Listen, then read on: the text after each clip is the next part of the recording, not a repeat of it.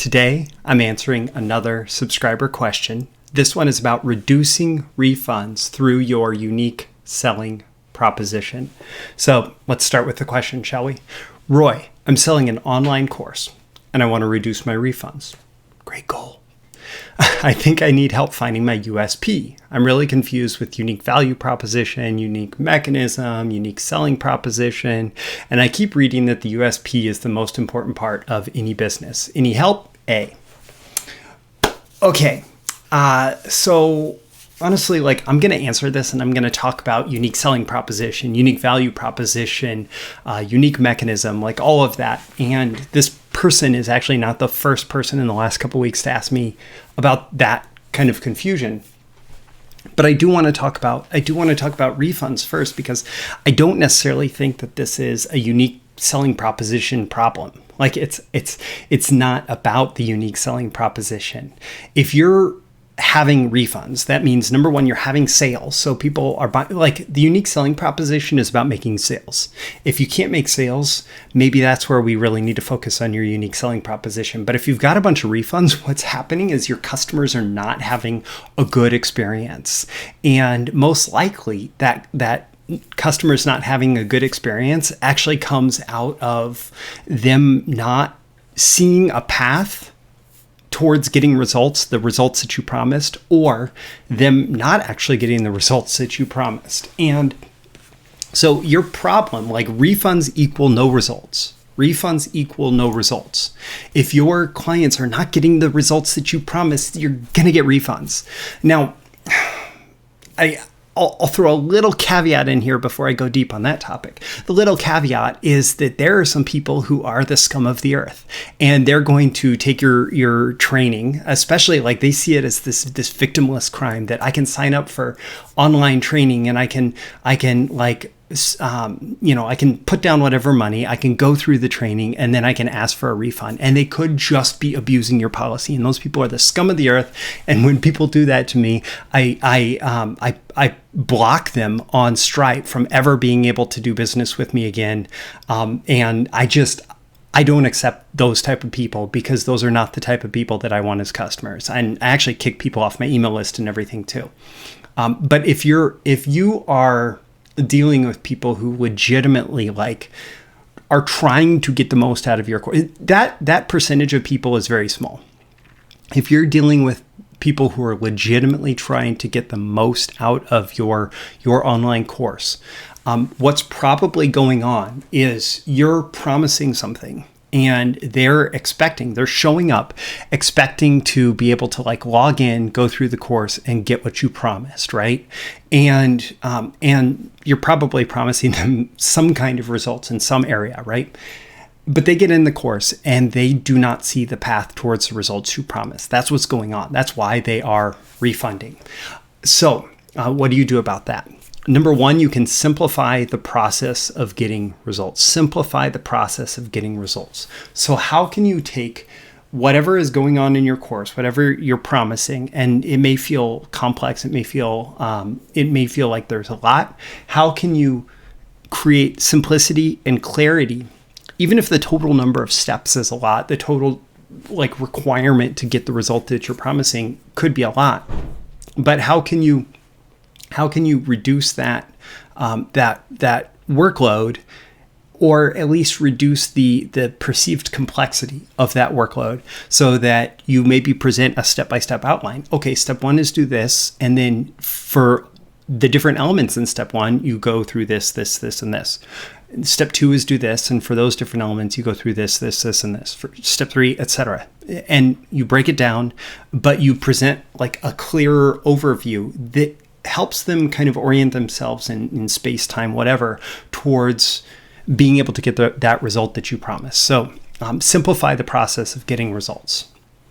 You probably, or you may be, part of what may be leading to these refunds is you may be over-promising and under-delivering. Marketing is not all about just making big promises. Marketing is about making promises that you can actually deliver on, that are presented in the most appealing way to your customers. So if you're over-promising and under-delivering, if your product is crap, I'm sorry, but you're going to get a lot of refunds. If your product is really good, your refund rate is going to go down significantly. If your product does a great job of getting people the result that you promised, and like you make that promise and then the product fulfills on the promise, you're not going to have big refund problems. You may still have small refund problems because most businesses have small refund problems. And especially when you're selling something digital, the small becomes a little bit bigger. But, don't sell promises you can't deliver. Don't overpromise and underdeliver. Make sure that you're actually you're making a promise that is directly correlated to your ability to get results for your students by them going through the training. And if you're not doing that, that's going to be your main problem as far as those refunds. Now, you asked about unique mechanism, unique selling proposition, unique value proposition, all of that. And to respond to that, to give a good response to that, I do have to define those things. So the unique mechanism is like the feature of the product that makes it different from other things in the marketplace. And so if you have a process that you're teaching, what about your process is different than other processes in the marketplace? Okay, that is the unique mechanism. And so when you're thinking about, what's the unique mechanism? It's this unique element. So for example, a few years back, I sold a solar generator for a client. And what was unique about our solar backup generator was it was actually built inside of a Faraday cage, like a metal box, where if there was an electromagnetic pulse, which can be caused by solar flares and human-created sources, etc. If there was an electromagnetic pulse, that would actually kill most generators. It would kill a lot of electronics. But inside a Faraday cage, hopefully the electromagnetic energy that's hitting this is going to go around it because of the box that it's built in. And so the unique mechanism of this backup solar generator was that it was the first and only backup solar generator built inside of a Faraday cage, a box like this. And it allowed us to justify the entire selling story and so on for that. So that box was the unique mechanism. It was a unique feature of the product. Now, the unique selling proposition is a little bit different. And actually for that, I teased the unique selling proposition language, which is the first and only backup solar generator built inside of a Faraday case, or built inside of an EMP resistant case. And so it was a unique selling proposition built around the unique mechanism. The unique selling proposition is essentially the statement of the unique mechanism, but it is not the feature itself. The unique selling proposition is the statement of that. And the unique value proposition, honestly, that's just some marketer trying to come up with their own language for the unique selling proposition to make it unique to them, right? There's no unique mechanism in the idea of a unique value proposition. There is only a unique selling proposition in the idea of a unique value proposition, meaning they came up with new language to label the exact same mechanism. And it's honestly it's the same. It's a statement of the value. Maybe it comes from a marketer who hates the idea of being in sales, but whatever. So unique mechanism, unique value proposition, unique selling proposition. Honestly, though, what they all come down to, and how this ties back to the whole question of reducing refunds, is that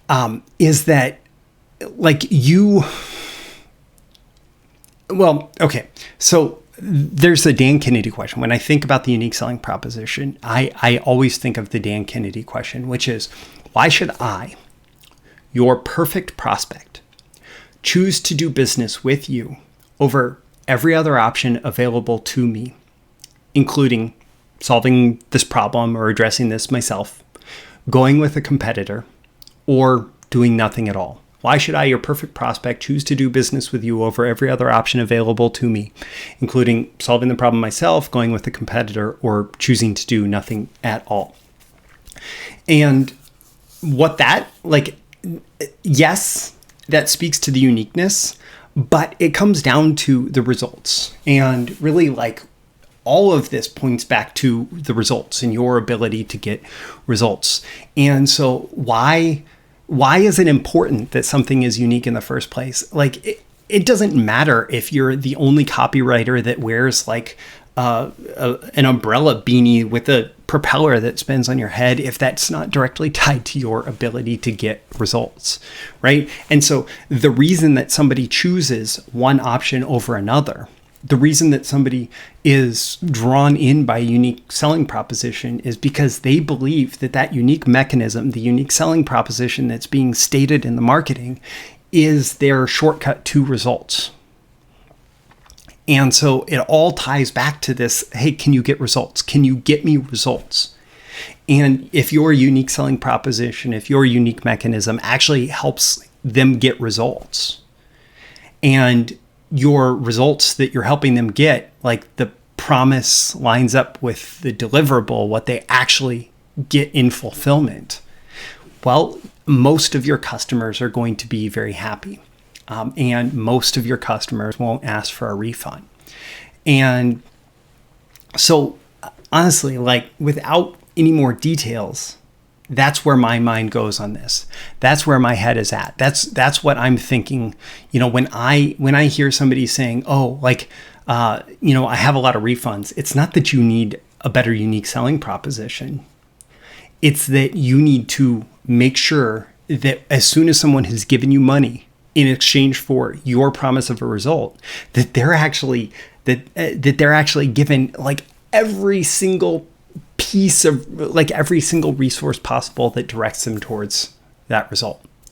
And like if you don't pull that off, if you're not doing that, like it doesn't matter if you come up with a better unique selling proposition and sell more, you're just going to be exposed as someone who doesn't get results for your clients or your customers even faster. Like the worst thing that you can do if you get if you're not great at getting results for your clients and customers is to get better marketing and better selling. Because if you get better marketing and better selling, you're going to end up with a like much longer list of people who now hate you because you promised them something that you didn't deliver on.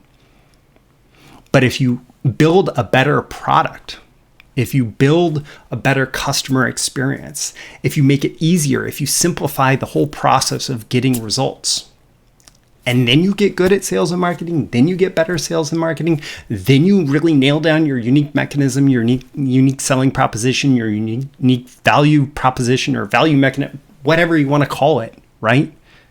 If you get really good at getting them results, and then you get really good at explaining to them how you get them results, well, then you're just going to build a bigger and bigger list of people who love you and would like to do more business with you.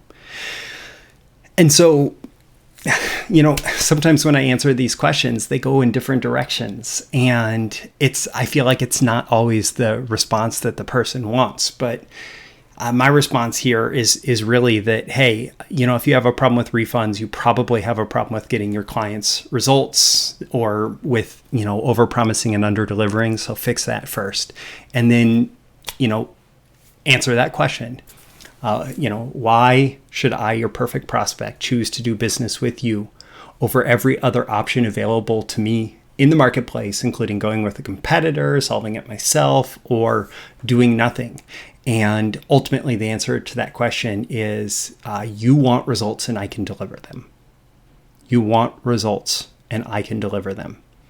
And there's going to be some things that back that up. But ultimately, that's the answer to that question. My name is Roy Furr. This has been a video issue of Breakthrough Marketing Secrets. I'd love it if you could leave a comment here and let me know on a scale of 1 to 10 how valuable you found this piece of advice and why. What's your biggest takeaway? What's your action item? Like, what's your response? Also, click that like button before you go so you get more content like this delivered to you, and so the magical algorithms of the internet will share it with more people like you who will find it valuable. You can certainly share it directly and subscribe before you go. Subscribe here. You can also go to breakthroughmarketingsecrets.com, get my daily emails Monday through Friday, including these videos and exclusive content for email subscribers. Again, Roy Furr for Breakthrough Marketing Secrets. Always aim for that 10 out of 10 value. I hope that I've delivered it here, and I look forward to seeing you again in your next video issue. I'll see you soon. Bye.